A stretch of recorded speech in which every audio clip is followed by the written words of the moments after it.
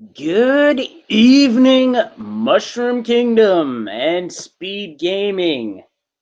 This is the Super Mario Bros. 3 Randomizer Weekly Race, and we got a special treat for you tonight, as we've got a flag set we like to call Oops All Hands, because all the levels can grab Mario in. But you see the foots. I'm Leslie Pro. Tonight I'm joined by Growlwolf. How you doing tonight? I am great. Today is a very, very special day for me. It is my 32nd birthday today, and I am so happy to share it with you all tonight. Happy birthday, dude. I really appreciate it. And with this, we are bringing you one of my personal favorites as far as the randomizer community goes. I am a huge fan of the more I can randomize something, the better off I'm going to be, the happier I'm going to be with it. And this to me is actually one that's a very level playing field. The hands give and the hands take away. And they are certainly going to be doing that. So our runners are going to be going through, and everybody is familiar, I would imagine, with the bridge in Bowser's Castle with World 8, where there's always that hand that reaches up and grabs you. Now, you can play more levels if you want to. As Leslie Pro said, we are showing you where the forts are, so we're going to be looking for our runners to try to bypass as much of the worlds as we can. And if we get done soon enough, we're going to bring you a head-to-head. We're going to do 2 back-to-back races.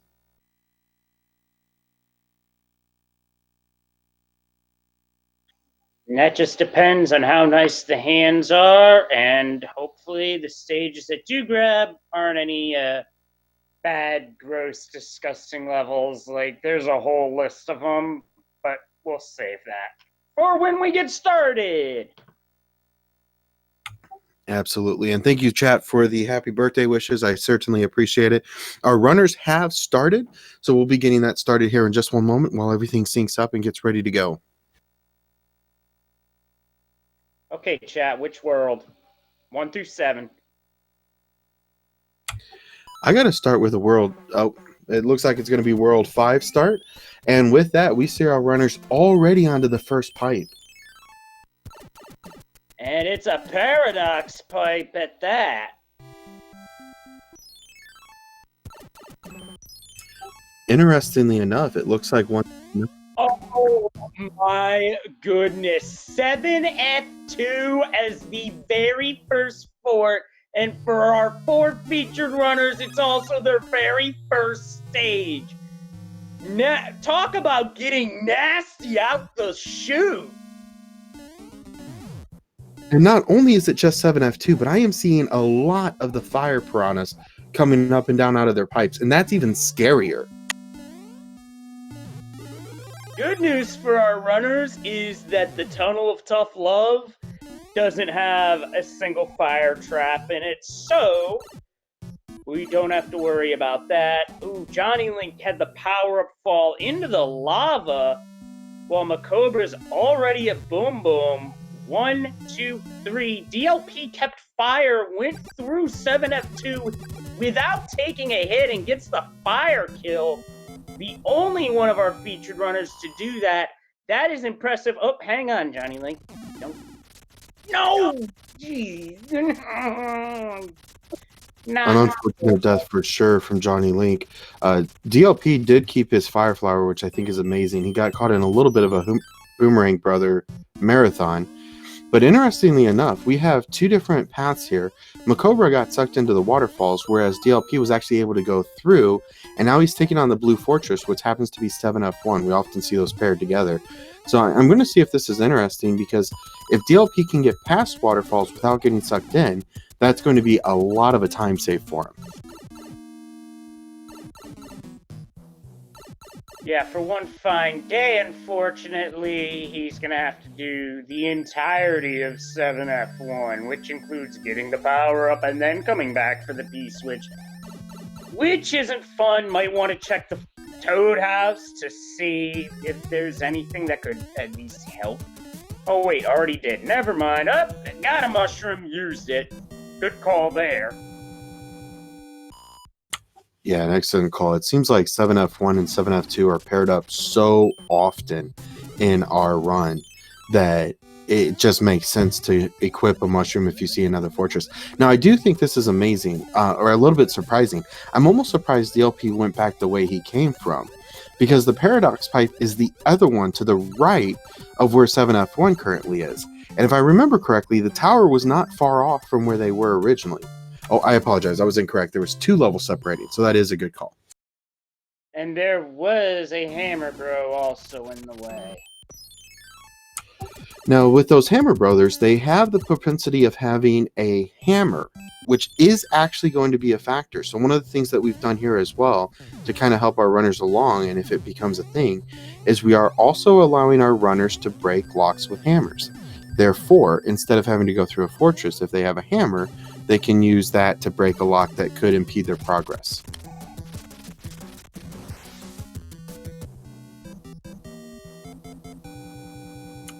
Of course, with the possibility of skipping a lot of levels very quickly, there is a good chance that our runners will not go after other hammers, as it's just a risk and it's more levels that you have to play. So now you have to look at the overall strategy. Do you go as fast as you possibly can through levels, or do you take a little bit of a riskier strategy and go for something along the lines of hammers or things like that? Depends on the runner, depends on the situation the runners find themselves in. World 4 is next. And with that, we do have 3 of our runners within 30 seconds of each other. They are so close here. And it looks like DLP is going to give us our first look at a Hammer Brother, and wanted that 1-up for sure. It wasn't quite able to get it. 1-ups are going to be a great commodity here, because there is the possibility of taking a 100 coin fine to get out of a level and see if you pass through it the second time. That could be very handy in the end game. From chat, we have a question from Fear on Burgundy. That was actually Roy. Roy is the Koopaline for World 5, but they are very similar. The sprites look extremely close in this one. Roy is red and Morton is gray and with World 2. I believe the question had to do with the Koopaling's HP, which is shuffled between 1 and 5 HP, which is plus or minus 2 from vanilla.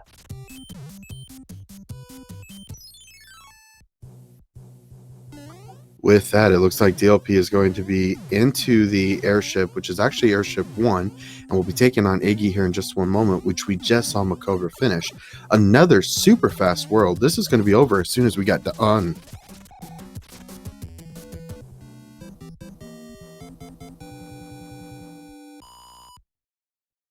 Yeah, 6 minutes in and 2 worlds done. That's really fast. Absolutely. And Johnny Link, who took an unfortunate death in 7F2, I hope that's not the only thing that keeps him from being a contender here, because he's run a very good race as well. He's already on the fortress, and right after this, he'll be into the castles. So, even with 1 death so far from one of our runners, still a very close, very tight race at this point. Also, I like the idea of our runners going through the pipes here immediately, not just to see, and we have our first hammer break. That is going to be a World 3 in 7 minutes, folks. We are flying.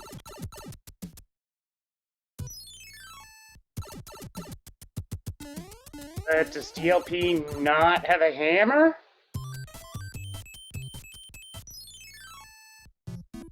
That's 3 one-hit Koopalings. What? I don't know what happened. I rolled this seed, and except for a 7F2 start, this is seeming a little too quick for one of mine.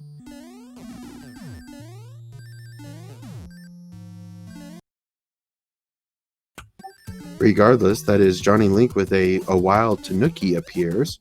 Command.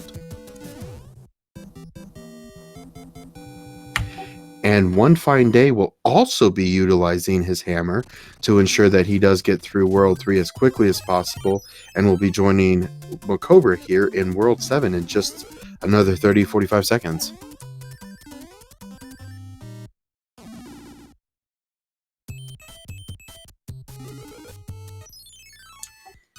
Another unfortunate case is that DLP was grabbed by World 4-2, and he'll have to go through this real quick. Unfortunately, he wasn't able to get over that wall, but did the second time. And did manage to dodge the boss bass, the important part. Absolutely. We definitely don't want Boss Bass going home with a full belly tonight. We would like for him to starve a little bit as our runners seek to get through this as quickly as possible.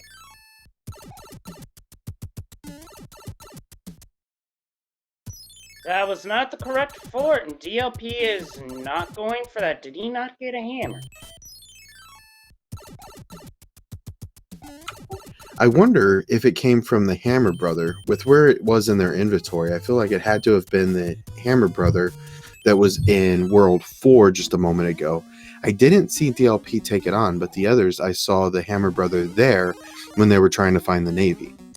Johnny Link did not get that, so he's going to have to find the correct fort, which I believe is this one, 6F2, which without a tail, you're not going to be seeing a 6F2 fly attempt from our runners that are playing this level.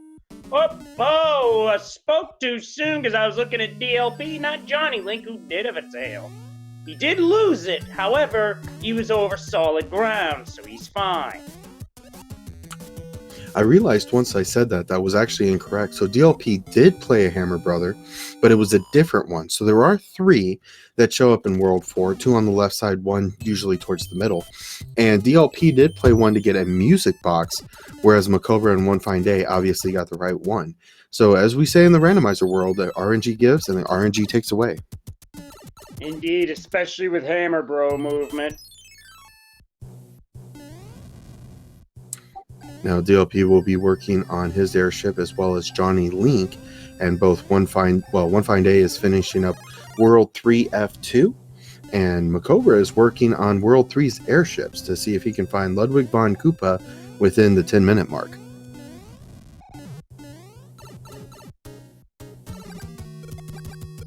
And this time, Ludwig rolled it more than 1, more than 2, more than 3, a 4-hitter. Finally, one of the Koopalings decided to show up as we got 1 grabs all over the place. That's incredible. One Koopaling had as much HP or more HP than the other 3 combined. That's fantastic. But at this point, I mean, it's really looking like Macobra's run, and if he keeps on this pace, it's going to be about a 21-minute run. Potentially, but we still have World 6, and we still have World 8. Absolutely. We also have 1 and 2 as well. So World 6 definitely being the longest with scene transitions and such. And the levels have actually not been too bad so far. It seems like there's been a lot of skip levels and really just not a whole lot required in general.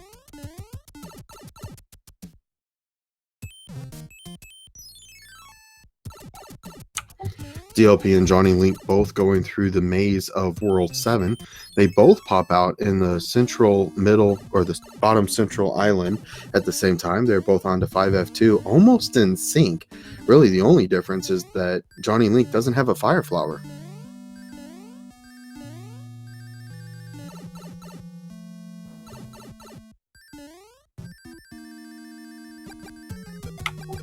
Farron, you are absolutely correct.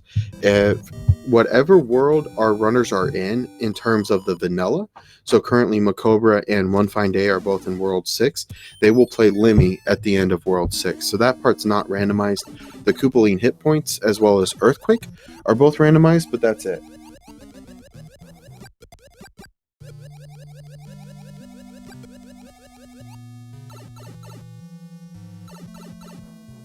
And Macobra gets a star from the Hammer Bro. That could come in handy in some spots. Absolutely. And what a great way to play it with a star. I mean, you don't have to worry about the first 10 seconds or so of a level. Oh my, Macobra hammering the rock and is already done with Iceland. Absolutely incredible. I mean, World 5 has seen some of the hardest level. Actually, the hardest worlds that we have, 1 and 2, are not bad at all.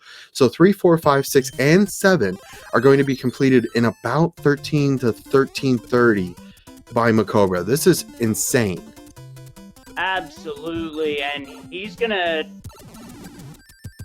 fire kill Lemmy, which is a good strategy, especially when you have the 1242 at the one grab. Oh my goodness.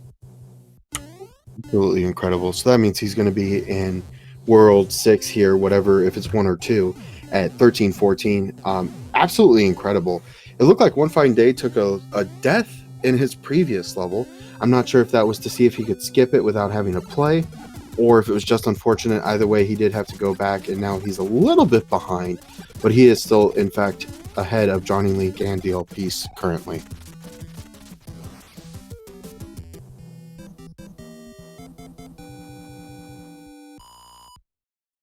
And One Fine Day is in Dark Door Maze.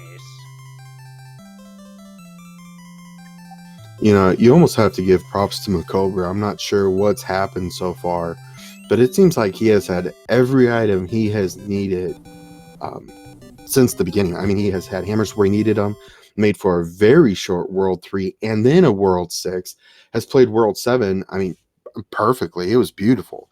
And now he's working on his World 6 here as quickly as possible. This game is all but over for him.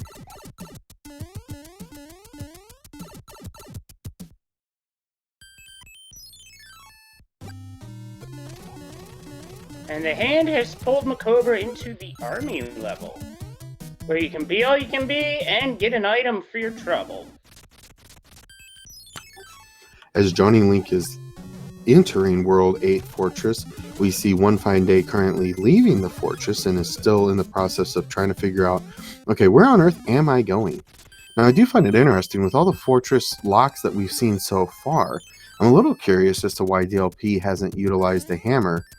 I mean, currently he's in 8-1. I'm not sure what's going on here. He might try to go break the lock with the hammer, which I think is a bad move. I mean, he's got a rock that's already open. And actually, that's 8-2 for DLP. He took the sand route, which is a bit dicey when you've got a cheap or a boss pass there. Went for the mega jump, pulls up to hit the nope block. Good safe move there. But it's a bad place to die, believe me. And he gets a 5-star frog splash. I don't disagree with the fanfare, but I do disagree with this next choice, and I feel like he's going to utilize a hammer on a lock, which I think is unfortunate. It really is, because all he had to do, because all Macobra did was just hammer the first rock, and it took him to the end of the world. I mean, he's there anyway. Yeah, it looks like Johnny Link has figured out what Macobra knew, and that was how to get through. So Johnny Link actually going to be our second runner through World 6 here. He was behind by a few levels at one point. Now he is going to be the next one into World 1 that we will see him in next. And here we got one of the original hand levels. This will give an item. It'll be the same for all the runners in the seat, and it's the same item that our anchor is, a P-Wing, which can come in handy.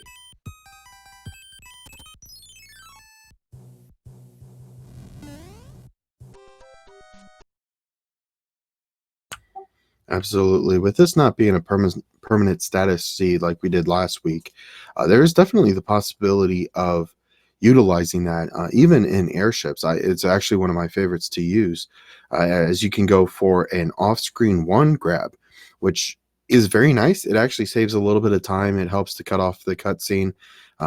Plus, it looks cool. Absolutely, and in cutting off the cutscene, it saves 4 seconds per successful attempt at it in a run. So if you were to go for it 7 times and get it all 7, you'd be cutting 28 seconds off your run.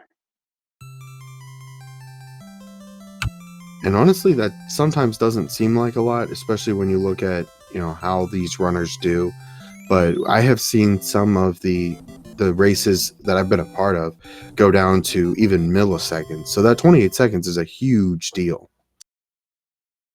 I think the closest race I was a part of was a practice race for the last tournament, where the three of us were within like 25 seconds of each other, and I took second place by 1 second. I kid you not. Yeah, it definitely happens when there's a lot of raw talent in the community. Things like that do occur. And DLP is demonstrating for us that block height is pixel perfect to Mario's head.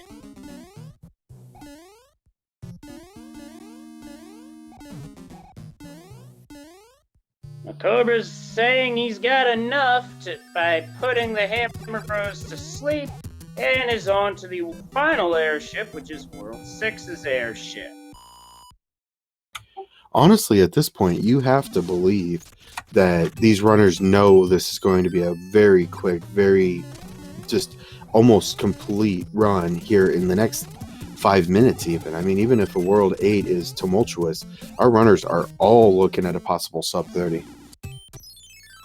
Absolutely, and with that 1835 one grab, if World 8 goes super jet, you could have a sub 21, sub 20. Nah, no way. It would have to be literally the game just says, here, go to Bowser's Castle. And I don't see this Rando doing that. No, for sure. It would be like the first pipe you come to, nothing in between, in order for a sub 20. But that will still be elusive. That will still take a while. But for now, we will see how quickly Makobra does get through this.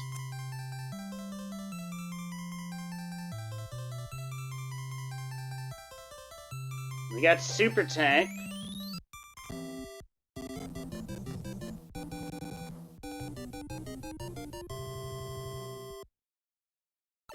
As Johnny Link goes through 3-1 nicely, takes the 5 up.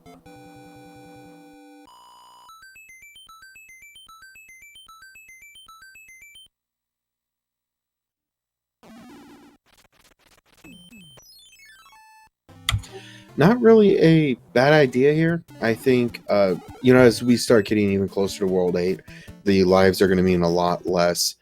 There's just not that many hand levels in World 8.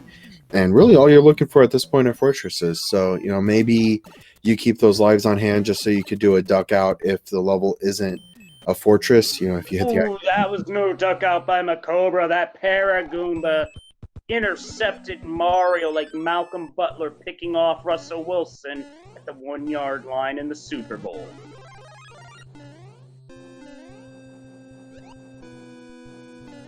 Yeah, and a kind of a strange death there for him. It's one of those enemies we've seen ever since the beginning. But Paragoombas are evil, and they like to play havoc on our runners, unfortunately. Absolutely. And speaking of havoc, looks like One Fine Day got knocked into the pit by the spinning platform. You either love to see it or hate to see it, depending on how masochistic you are. But I find it a little interesting One Fine Day hasn't gone after the fortress that's currently there. That's one that you really don't want to have to come back to. He must be banking on the fact that there should be 2 ways to get to the castle. A Cobra used a cloud to go over the fort, and I can see why he did that, because he wanted to check the pipe. I don't think that's a bad idea. This has been a very quick, very just speedy run so far, and I think the biggest thing that he needs to know now is where's Bowser at? How many bridges are required? In chat, go ahead and get your guesses in for that. I'm going to say 1. I think there's going to be 1 bridge required, and I think Makobra needs to figure that out too. Yeah, it looks like a 1 to me. Or it could also be a 0, because we've seen like 3 locks already.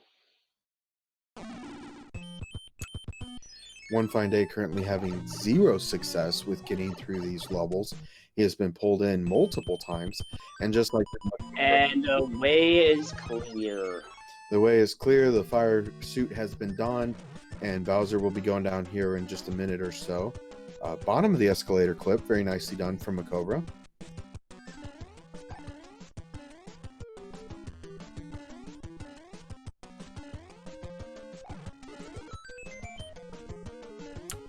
Johnny Link trying to figure out here real quick what Makobra already knows, and that's how on earth do I get to Bowser?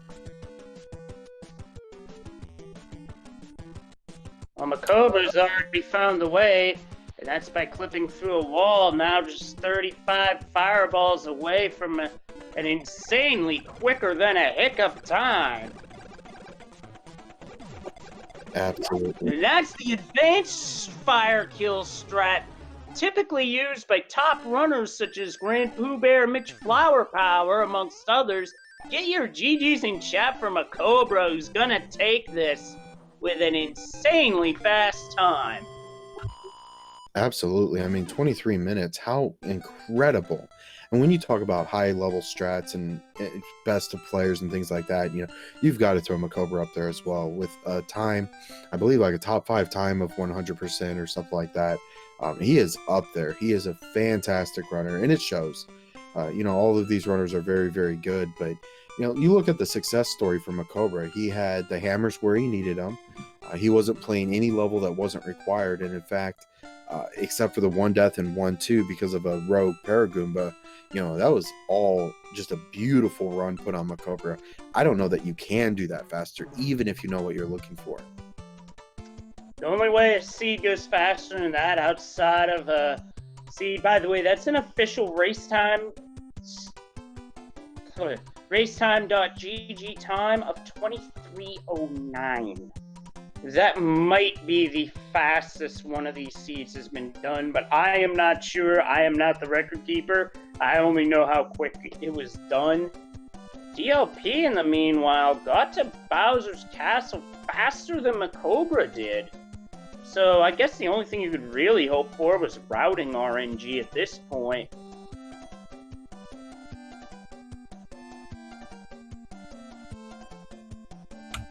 Yeah, we talk about a couple of the worlds being the great equalizers, such as World 7. In this seed, World 6 actually was, World 3 to some degree. Both of those made possible by the fact that we allowed our runners to break the locks with the hammers. And honestly, it just really came down to that, having the hammer in the right place at the right time really is all how it came down. And DLP gets the clip that named after DLP, actually. And Johnny Link's clip, too. We could have a photo finish here. DLP threw the clip first. Johnny Link's not going to be too far behind. Looks like DLP will be able to finish this off in just one moment. Of course, with any issue where a Fire Flower is then lost, definitely would spell the difference between these two runners. Looks like DLP will take it, though. Johnny Link going to play a little bit safer, and will be finishing here just a few seconds behind DLP. Yeah, I don't think Johnny Link was really feeling the mashing pace of that at all, which is fine, because if you lose fire there, you lose about a minute. Absolutely, and that's not what you want here. Obviously, you want to go as fast as possible. And, no Hammer Brothers suits as far as I know. I didn't see any. I don't know if there were in this seed. I'm sure somewhere they probably were.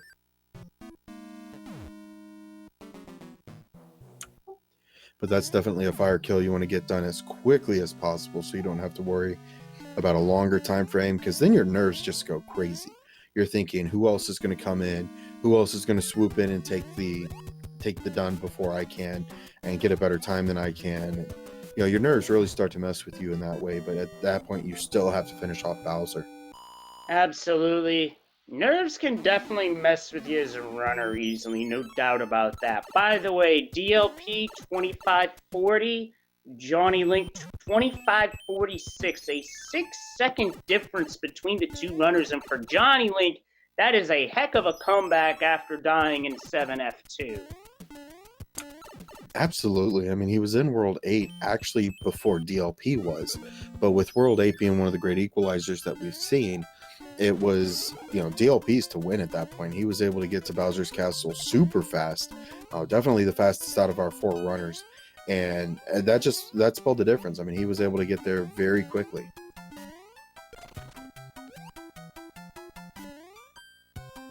Close call for one fine day, but he outruns Boss Bass. Nicely done. Also, we'd like to remind you, as these racers are finishing up, we will be starting another race here in just a few minutes. we're going to let One Fine Day finish up here real quick. Everybody will reset, and then we will go into the second race of the night. So don't go anywhere. Definitely grab yourself some popcorn, a drink, something like that, and be back ready for race 2 in just a few minutes.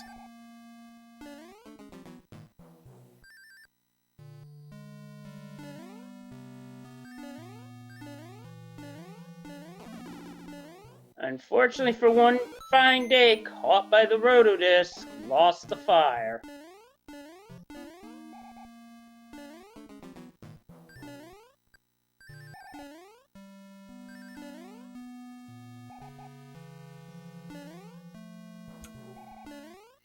I will also agree with the sentiments of I'm going to mispronounce your name. I apologize.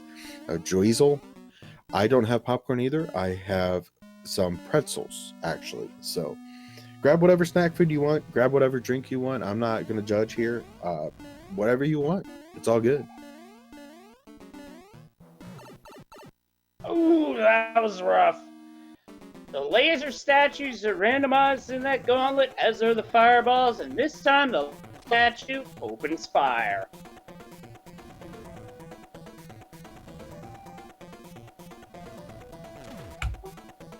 We will be getting you the race times here in just one moment.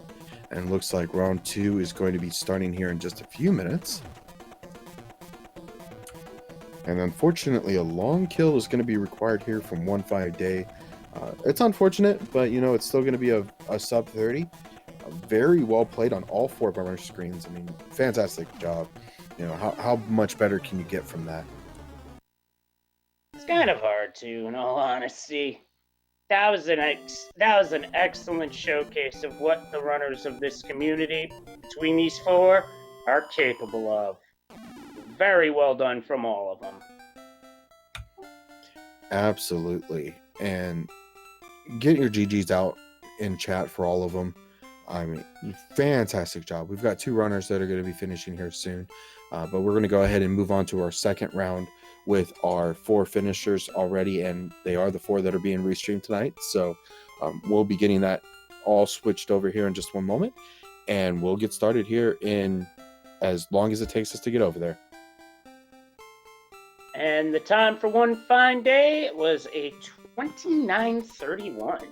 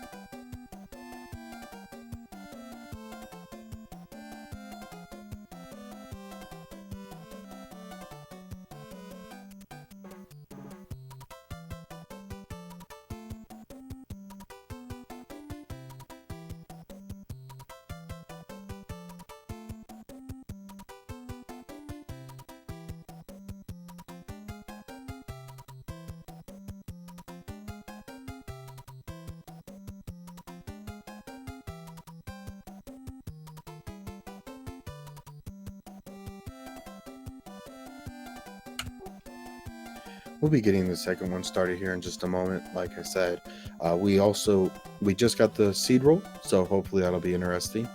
It looks like we've got a little bit of some commentary in the background. Share that with you real quick. We had a couple of people wishing their luck was a little bit better.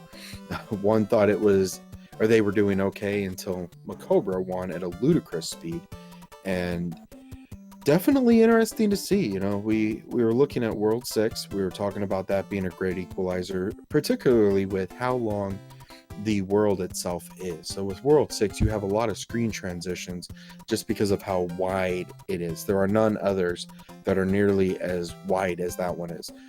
World 7 does have the different pipe transitions, so that does make it a little bit longer in that regard. And World 5, of course, only has the top and the bottom.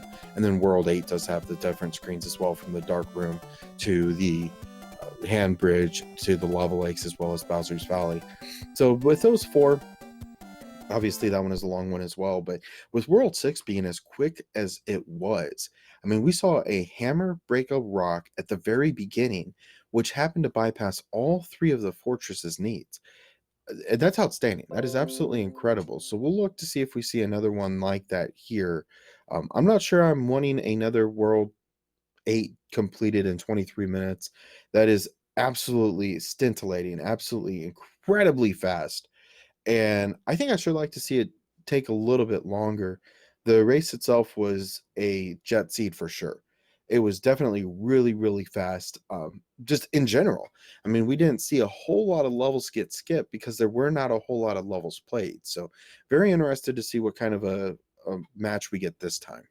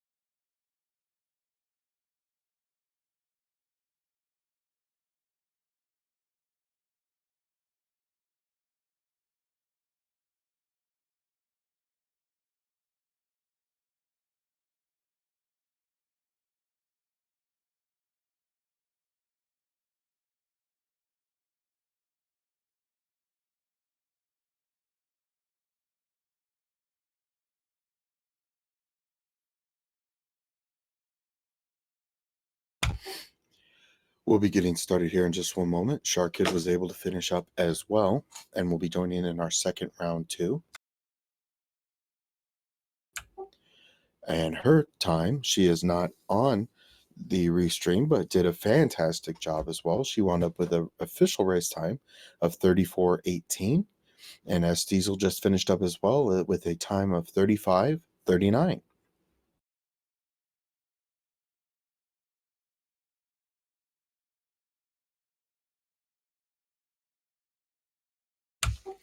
As we get ready into this first world, and as we are allowing our runners to get readied up here real quick, let's go ahead and get started with the mini games. It's always I like doing them. I think it's fun guessing the world orders. That last one was a little too quick to try to do that. I'm going to go ahead and say I think a World 1 start is in order. I think maybe if anything else, it'll be Vanilla World Order. Kind of interested to see if that all happened. But I'm going to go ahead and say World 1. Chad, if you'd like to join me, go ahead and get your guesses in as well.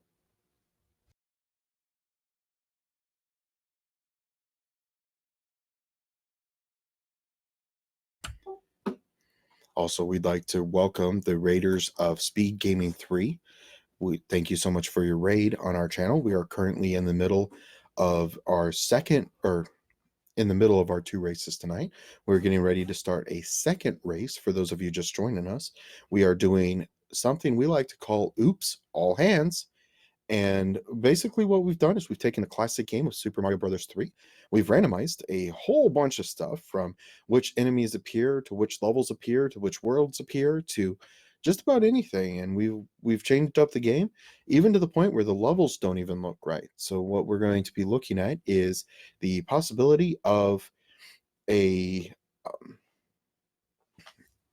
a runner going through without playing a single level except for the fortresses. So the levels will look like the hand levels from World 8.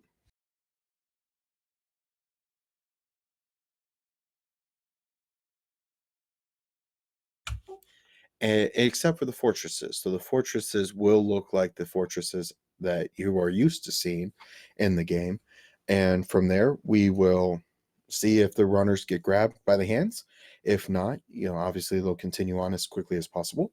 Our runners will be going live here in just one moment in terms of actually seeing the gameplay and whatnot. They were just started in the race. So hopefully we'll see something interesting this time. A hand level can be passed. It's random. It either will grab you or it will not. If it grabs you, obviously you have to play through the level. If not, then you will have to, or you could jump, or you could go past it and either enter a tube to save your progress in the map, or take an early death and maybe see if you can get past it again.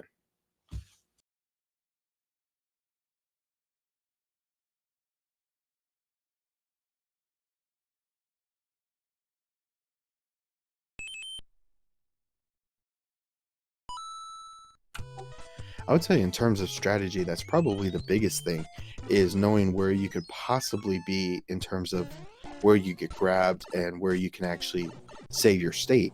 With that, we did see Johnny Link go through 2 levels and not have to play either of them. One Fine Day and Macobra both grabbed for the first, and DLP grabbed in the second, which is 5-3. It looks like he's going to go ahead and play through this. I think that's a pretty good decision based on the fact that there are 2 levels. You know which one you're in, and that is currently 5-3. No reason to try to take an early death this early in the game. Not a good idea. But with that, this is interesting. So Johnny Link has found a level, and that happens to be 7-1. Well, without being big, he's not going to be able to play through with a clip like we usually are used to seeing. He does take an early death. With that, he will find World 2's Fortress, which is the first fortress they'll come to. Macobra will do the exact same thing. And DLP, unfortunately, in one of the longest timed maps of the game. Oh, and he got gulped by Boss Bass! Welcome back, Leslie Pro. You were absolutely correct. That was a huge gulp from Boss Bass.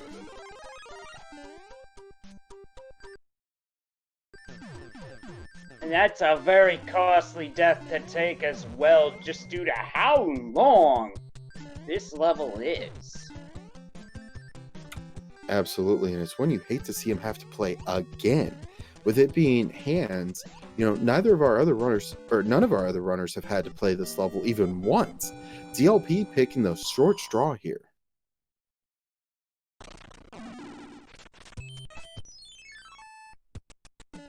And our forts are Spike Fort and 6F2 Ice Fort.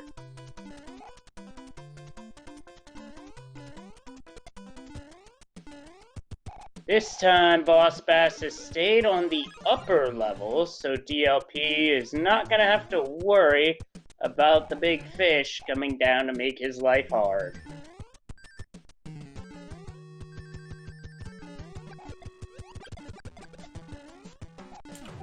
There's one thing I certainly do enjoy about the randomizer, and that's that anything goes until Bowser finally falls. It's anybody's game, it's anybody's guess, it's anybody's chance.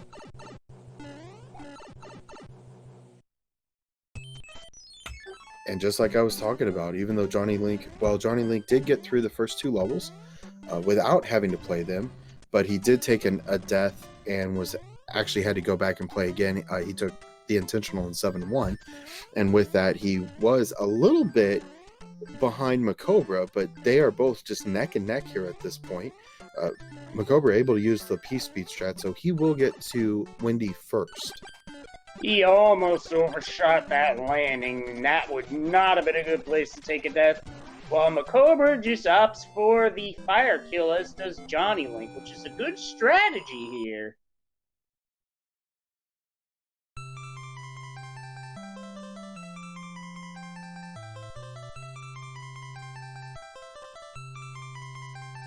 One fine day and DLP cleaning up forts.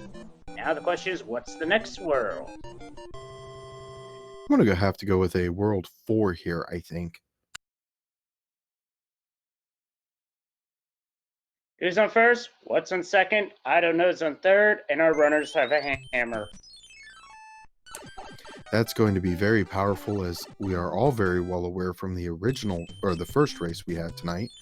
And going to be interesting to see where that comes into play. With all of our runners getting it, it's now no longer an RNG factor, but gee, I wonder where I play this now. Yep, and the hammer bro that Macobra takes out does leave a cloud, so there are some strategies that can be used with clouds, as we saw in the previous race.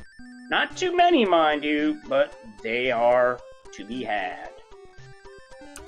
So that's a really good point. We think about the clouds in terms of skipping levels, but that actually doesn't work in a hand level. So the only way that we would see a cloud be used is to skip a fortress.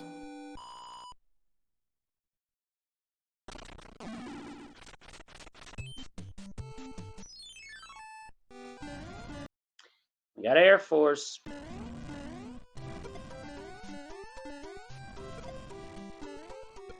Which, your first few times playing this level without a tail is very unnerving.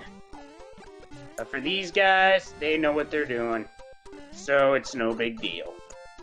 Absolutely, and with that, they were able to get through this really quickly because the auto-scroller is turned off. So except for 5-9 and Atlantis, all of our auto-scrollers have been turned off, including the Koopaling's airships and some of the others. So we haven't broken the game too much, I don't think, but we have definitely made it a little bit more interesting for our runners. Well, not just interesting for our runners, interesting for those of us watching. Absolutely, ain't nobody got time for an auto-scroller.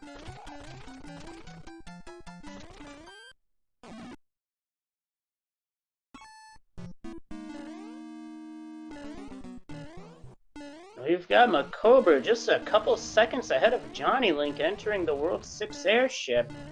That clip that Macobra was going for, just wow, Johnny Link just saved 4 seconds and actually pulled ahead because of getting that clip. This race certainly isn't over yet. We still have a lot to play. We still have a lot to learn. DLP and One Fine Day both going after the fortresses. We know that both are required. Oh, Johnny Link gets taken out by a hitboxing. Folks, you hate to see it. Yeah, you really do, because Johnny Link was right there. And right now his screen is frozen with Mario towards the bottom of the screen. You really do hate to see it. Yeah, that's a unfortunate place to be for Johnny Link. You know, you've not just taken a death there, but you've also lost all that momentum that you had. There's no way he could possibly know where he was in the race. He couldn't have known that he was in second by fractions of seconds. And unfortunately, you know, it's just being in that regard where you don't know what else is going on. That is an unfortunate place to be for him because he knows he's in trouble now. Despite anything else that's happened, he has to believe he's behind. Yeah, and I believe he was on his last hit too, just to add even further insult to injury.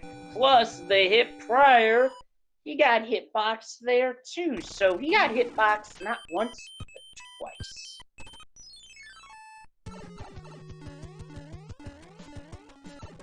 And for those wondering what I'm talking about by getting hitboxed by a Koopaling, that is when the Koopa Kid pops up out of their shell, and it happens so fast that their hurt box is inside of Mario's hitbox. And when that happens, there's just absolutely nothing you can do. Absolutely, and that's a really scary place to be whenever you're looking at a one-hit possible kill. So what I mean is when you're small Mario, obviously it takes one shot to take you out. Or we do play another version where it's a one-hit KO, where you only have to get hit once and you no longer are... Oh, this is interesting. Both Johnny Link and Macobra opting to use the hammer to get onto World 6 airship. That means Johnny Link has caught back up.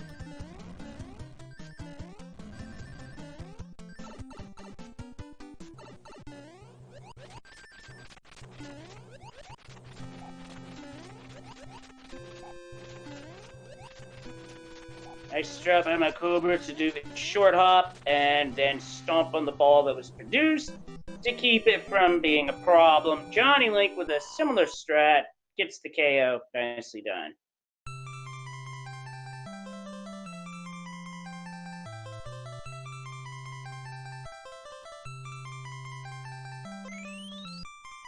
Now what world is next? We still got 1, 2, 5, and 7. It's a very interesting one. So 1 and 2 don't have a whole lot of variance in terms of what you can do. If you have a hammer, maybe you use it in World 1 if there's a a quick lock where you can go ahead and get through very fast. World 2, kind of the same situation. There are a couple places where maybe a lock comes in handy, but other than that, World 7 and World 5, I think, are the two big worlds that I'm looking at right now. But here's a big development. 7F2 in the desert.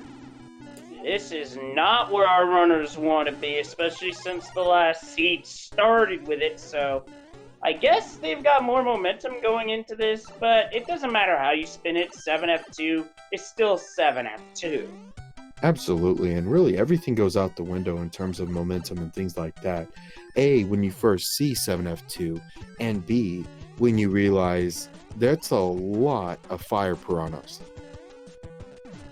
It is, and as Professor in chat said, the original Kaizo level, that is an accurate statement.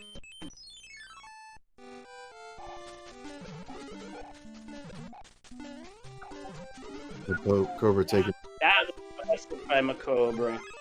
Absolutely. You hate going into a level like that as a small Mario, but for that, he is rewarded with a hammer, brother. Giving him a hammer. That is going to be a huge development at this point. That hammer allowed him to skip a couple levels. And the next hammer, bro, is a P-Wing. And speaking of flight, Johnny Link using that to get up the first part of 7-9, which Macobra just got grabbed into.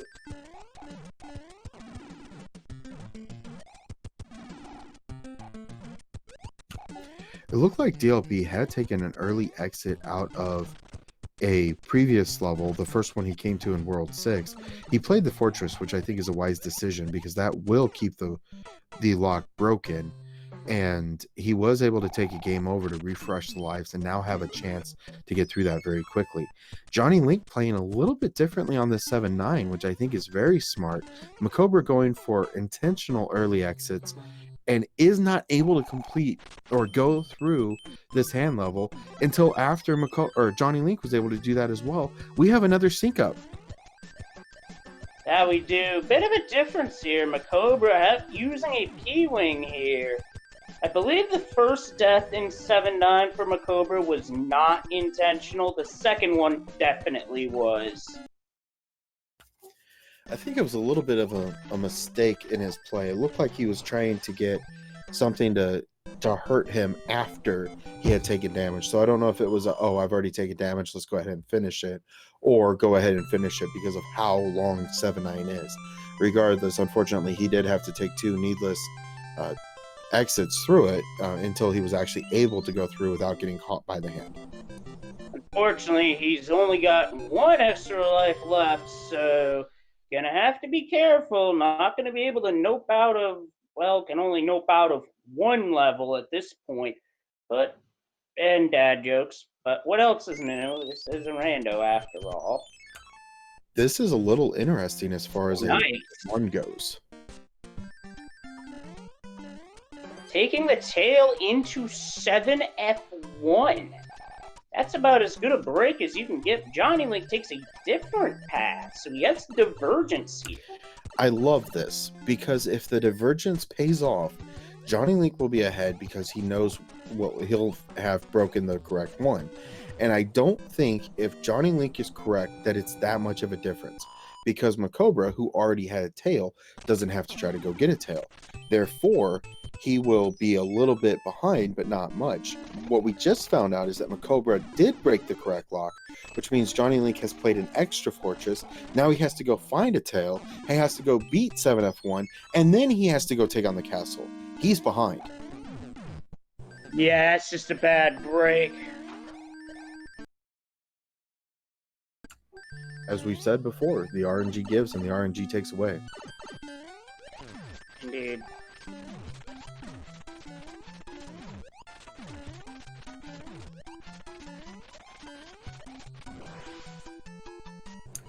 It looks like DLP and One Fine Day both having a little bit of a sync up with theirs as well, which is, of course, what you'd like to see. Definitely want tight races, in my opinion. I mean, sometimes if we see a blowout, it's like, all right, well, that was fun. Who's in second? But I enjoy having the really tight races, and so far this has definitely been. I mean, Johnny Link and all of our runners have actually gone back and forth multiple times in this.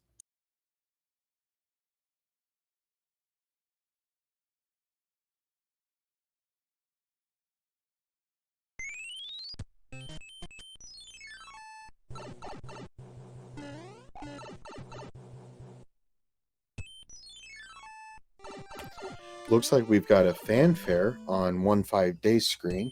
I think that's a great place to be. I think it's very smart on his part. And it looks like he has clouded the fortress. Unfortunately, that is going to bite him where the sun don't shine, because he is going to have to go back and play the fortress that he just clouded over and then used a hammer that he should not have used. If anything, I think he should have gone around, seen that the lock was there, and then made his adjustment based on that. And with that, he will have to go back and play 7F2. DLP also making a very risky strategy here, but he has broken the lock with a second hammer, which means he's going to go ahead and use that second hammer. Honestly, I don't agree with the strategy. You've got 5 and 7 to go, and you've just used 2 hammers in World 2.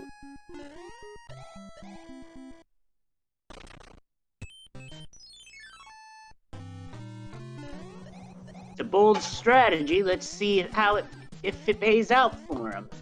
Yeah, I kind of referenced dodgeball there without totally referencing dodgeball, and it is one of the letter messages that can show up in this rando. Indeed, if you can see the princess letters at the end of each of the worlds, there are different fun phrases that our developers have added to the game. I think the king says that one, actually. You are correct. That's another one that gets randomized as well.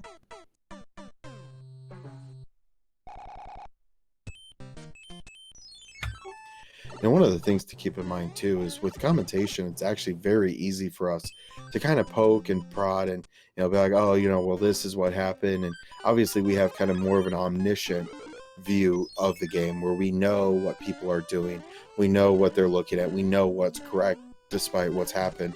DLP just came into World 1, has a tail, and is able to go to Fort Knox and immediately beat it, which is outstanding. I mean, that's exactly what you want. That is an optimized strat. And unfortunately, we don't always get that.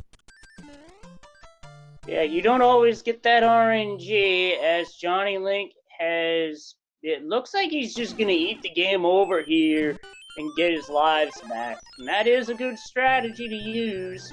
Although, with 2 star cards, I might have tried to use an item to clip the air and take the star card in order to get the 5 up, but that's just me. I have to agree with that, especially when you're playing against such high caliber players. You have to know that you're behind, and maybe he just wasn't feeling comfortable. Maybe he didn't believe he was going to be able to get through World 7 without taking another intentional death or 2. But then we see Macobra, who has 0 lives right now and just burned through World 7. He is almost done. He's going to be going into World 5 here in just a moment.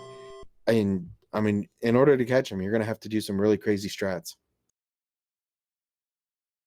Yeah, to beat a runner at the caliber of Macobra, you got to be at the top of your game, and you got to play outside your comfort level. Absolutely. I really appreciated watching him previously. He took on Mitch Flower Power in a tournament a while back, and he had pulled off some really crazy strats, made some choices that maybe didn't make a whole lot of sense, and they did pay off. He wound up pushing it to 5 games. And that's one of the things you look at, and he even said in an interview afterwards, he's like, look, I had to do something crazy to beat the best. And he did, and it paid off in very good ways. I mean, it was a very tight matchup. Yes, it definitely was. And for those who fly in First Fort to get the item that was replaced by the whistle, you're rewarded with a hammer suit today. That's going to be interesting to see how it works out. That's going to be a very interesting path. And I just saw Macobra go ahead and go over the hand level. And I find this interesting because there is a paradox pipe which you can get to without having to play another level. We'll see if he figures that out here. Okay, looks like he hasn't, and now there is a Hammer Brothers and a coin chip in between. He does have the temporary save with the pipe. We'll see if 5-9 will let him through without having to play it. No dice there, as One Fine Day is off screen on that wand grab. And we've seen a couple of those so far. The P-Wings obviously making that actually possible.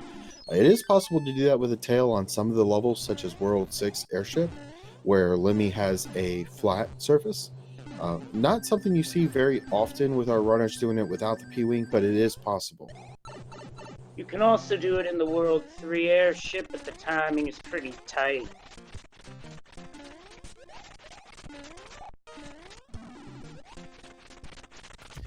Indeed, and Macobra showing off what the Tanuki suit can do as he bounces on Roy with a statue of Mario.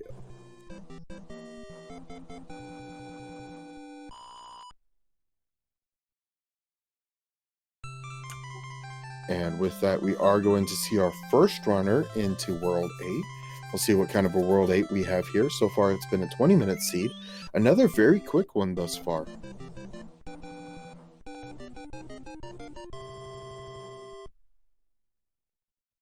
DLP also picking up the hammer suit. And we're going to see if One Fine Day does the same. You know, if you're sitting there with a tail, it's very hard to believe that you don't want to do that. I mean, as a runner, you go through that and you're thinking, yeah, I sure would like to do that, especially if it's one that's not required as far as you can tell. And obviously, it's one that you want to get a prize on, and for it to be a hammer suit, I mean, how valuable is that?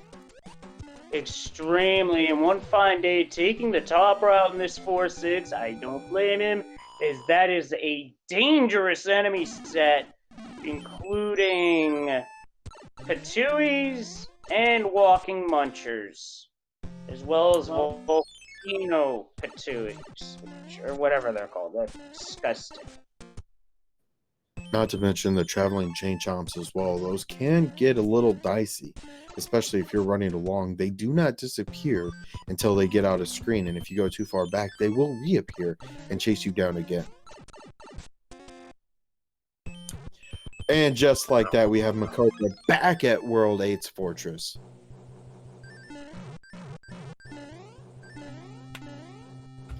Man, talk about an incredibly fast World 8. I mean, I looked away for just a moment, and Macobra is already finishing it up. This was a jet World 8, no doubt about that.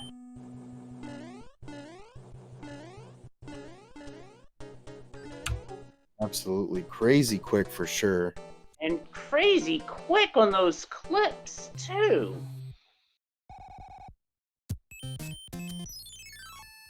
Yeah, these guys are good, and Macobra just, I mean, what do you say? Like, he's got his Hammer Brothers suit, Bowser's going down, he doesn't even get a fight. We saw a 23-minute last time, and we were hoping for something a little longer, and then we get a Hammer suit, and now he's done in, less than 23 minutes. That's crazy. Absolutely insane. Like, this was absolutely incredible. What was the time, by the way? Looks like the official time is 22:49. Wow. That is two of the fastest times I have ever seen in this rando. Absolutely incredible. And what's even more incredible about that is, yeah, he was able to skip some levels. Yeah, he was able to go through. But really, the levels that he played, he had to go through multiple times before it actually let him skip, such as 7-9, 5-9. You look at a couple of those, and had he just played them, it wouldn't have been a whole lot of difference.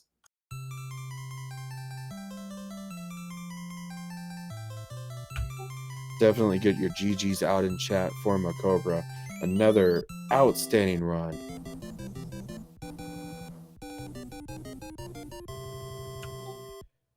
We've got DLP finishing up with a wild Tanuki appears. Command.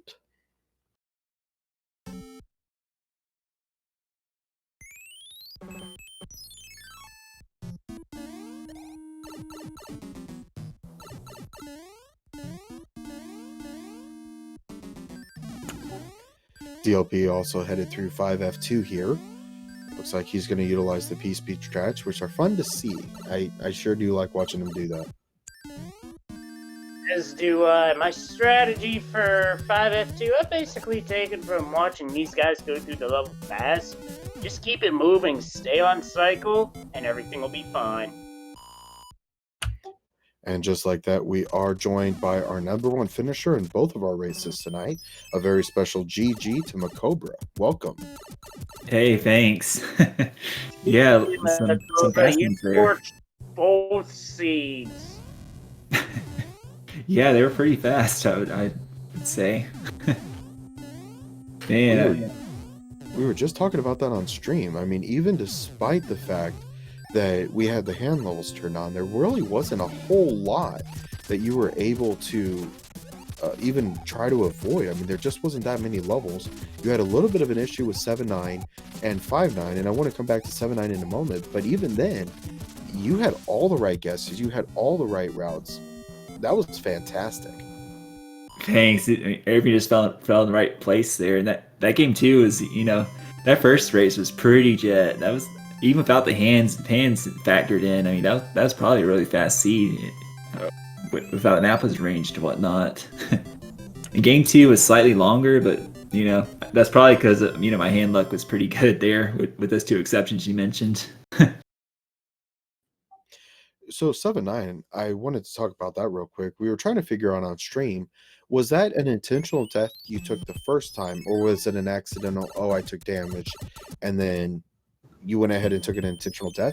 Or was it your idea from the beginning to go ahead and back out of the level and try to skip it with the hand luck? That would be 100% intentional. I was 7-9's a long maze level, and I just didn't want to play it, so I was trying to skip it if I could. So, fortunately, the enemy set wasn't, they were kind of easy to get rid of, so I had to work a little bit for my 100 coin find there, but eventually got through it. For sure. And we actually saw a little bit of that. DLP is wondering what was there to guess in terms of routing and such. And actually, at the very beginning in World 3, the second of the 2 levels at the very beginning was 5-3. And unfortunately, DLP got grabbed twice on that and had to play through it twice to try to get through it and finish it up. Oh yeah, that's unfortunate. 5-3 is one of those longer levels too. I would try and skip, but if the second hand grabbed me and it was that level, it's like, I'd rather play it than have to gamble on 2 hand passes again. 1 in 4 chance game past both of those,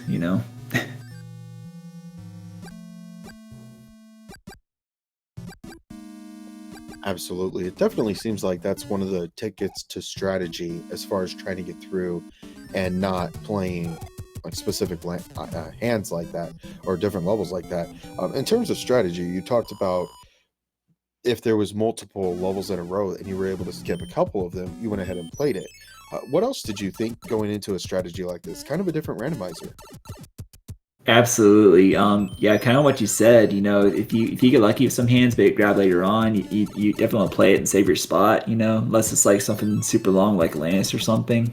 But then you might want to debate taking a chance on that. But yeah, with the 50-50s there, it can get tricky. That's for sure. Another thing is using pipes to sort of save your position on the map too.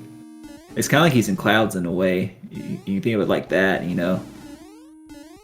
Either you get past it or you get grabbed. So. True that. And Johnny Link just wrapped up 2nd overall and on restream with a time of 28:01.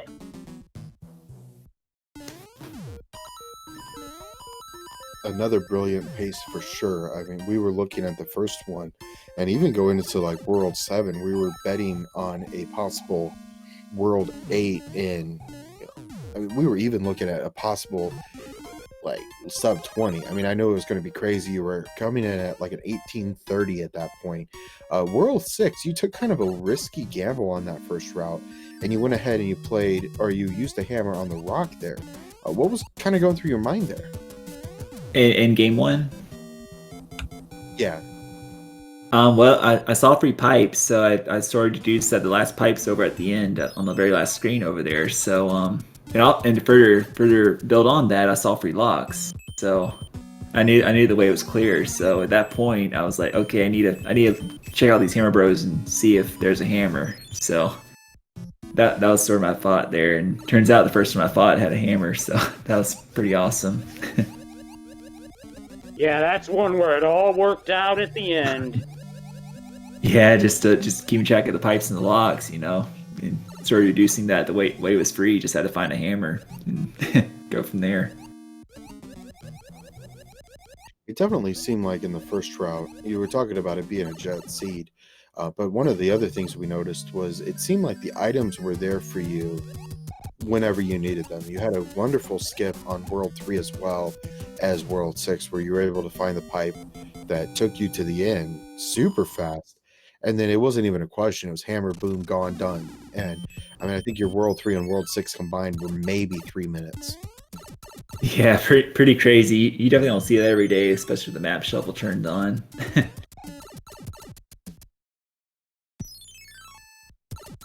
Yeah, I was surprised how fast these seeds went. It's like poof, and it's done. Especially if the hands cooperate.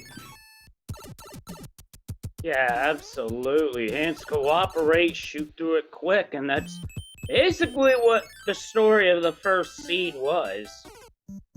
And DLP realizes that they entered the wrong level and is like, nope. 5-8, by the way, which isn't a bad level, but when you're trying to find the route to the castle, it's not what you want to see.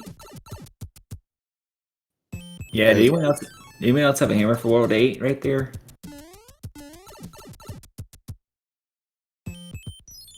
As we are watching DLP here, we are also joined by One Fine Day. Congratulations, well played. Thanks.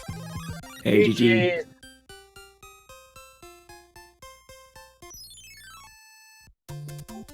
What were your thoughts on the randomized choices that we did tonight, both with the hammers breaking locks as well as the hand level or all hand levels? I kind of misused my hammers in this, especially I'm guessing Macobra saved a hammer for World 8 in the second race. I did have one, yes. Yeah, it would have made a world of difference.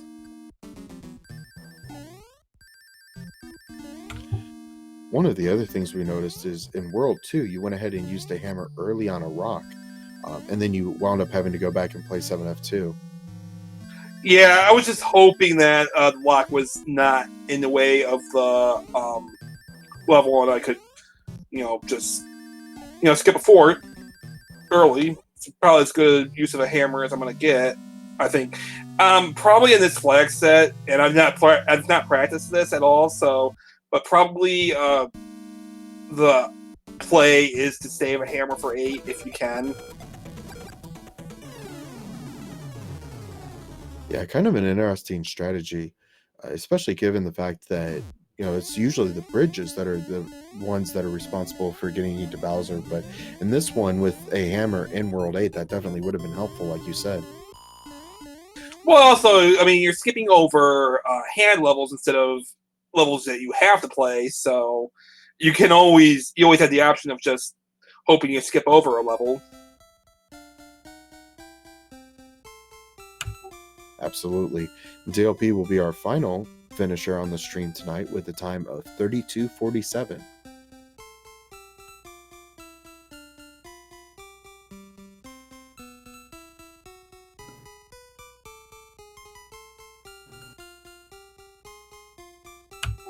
We'll see if he's interested in a interview here in just a moment. Certainly get your GGs out for all our runners tonight. Any thoughts about the race in general? Well, they haven't played weeklies in a while. I'm not sure exactly when the last one I played was. I did practice a little bit of SMB3 Rando in the past few days. So I am rusty still. I haven't played before my few days ago practice. I haven't really played it in, I don't know, weeks at least. But yeah, I mean, Macobra is just a beast at this game. I mean, it's not surprising that he finished quickly. That he finished this quickly was a bit of a surprise. That's one to watch back to see what he did to finish this so darn quickly. I mean, yeah, there were RNG elements, but in terms of raw execution on top of it, Oh, I know, it Makoba. was amazing to behold.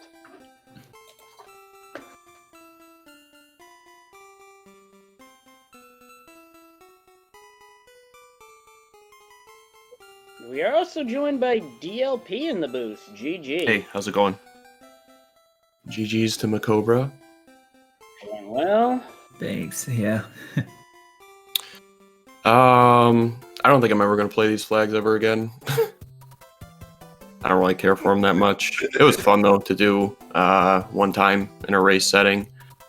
I've seen people mess around with them casually. I don't think it's been raced for a long time, but not my favorite. The first seed got pretty lucky most of the way through. I thought I was doing pretty good until Macobra finished in 23 minutes.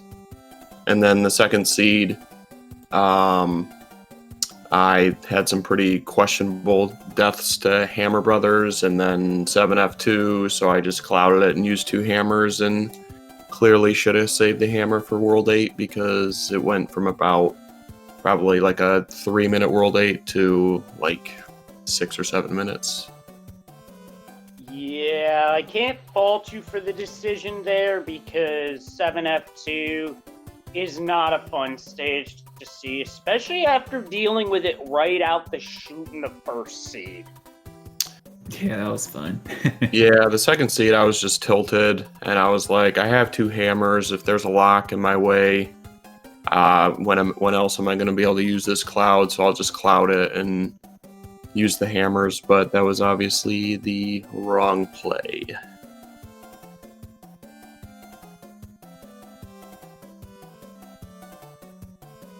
Some days it would have worked, but unfortunately today was not that day.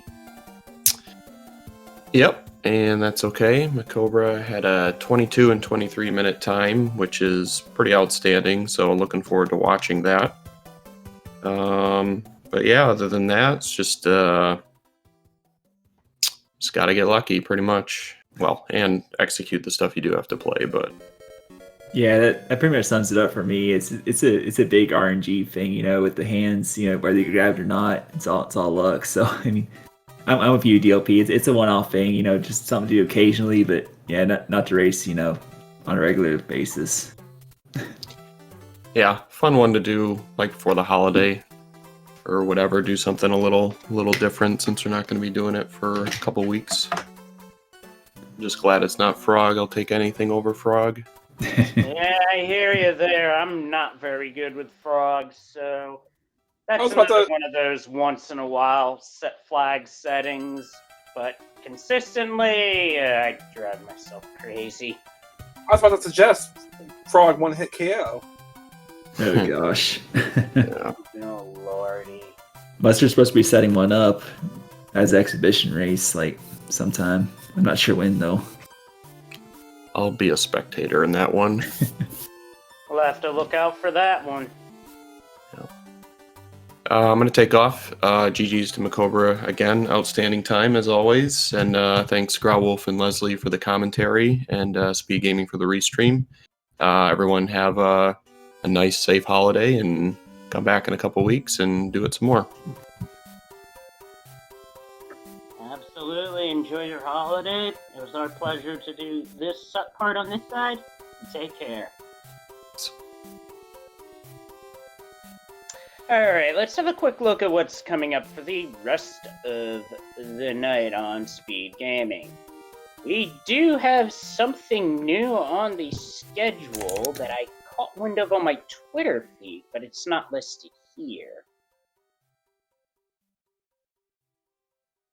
I do believe I saw something about a Chrono Trigger rando.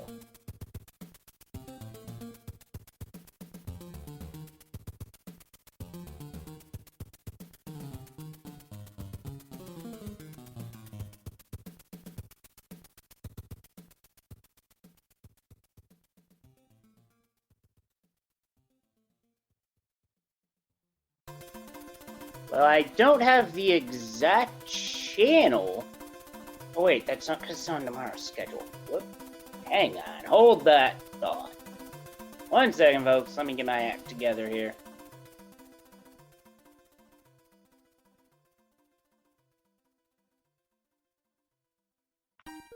Because the start time, and this is as part of SNES Superstars, is that at about 12:30 a.m. Eastern, 9:30 p.m. out on the West Coast, will be the Chrono Trigger Jets of Time Randomizer, which, for those of you familiar with Chrono Trigger, that's going to be very interesting to watch. And before that is ActRaiser 2, so that'll be fun to check out. I believe we're coming towards the end of SNES Superstars as well, so definitely give that marathon a check out, because lots of great runs, lots of great personalities. It's going to be fun.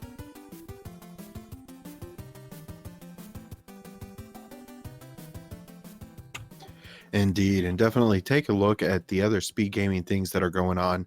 If you're not already following them, certainly give them all a follow. They do an absolutely outstanding job. We had NYC Guy here tonight helping us with the restream. Definitely appreciate all Speed Gaming does to help us out, to put these on. Obviously, if it wasn't for them, we wouldn't be here. But also for you, Chad. If it wasn't for you, we wouldn't be here either. We definitely appreciate putting this on for you all.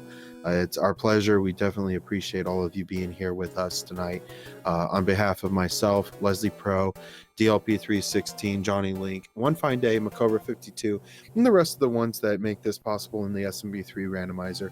Thank you so much for being a part. Have happy holidays, Merry Christmas, Happy New Year's, and we'll see you next time. Take care. Yeah, we will. We will see you in the new year in 2 weeks. So enjoy the holiday. Stay safe, y'all. Because we want to see you back here for more SMB3 Rando action. We'll see you guys then. Happy holidays, everybody.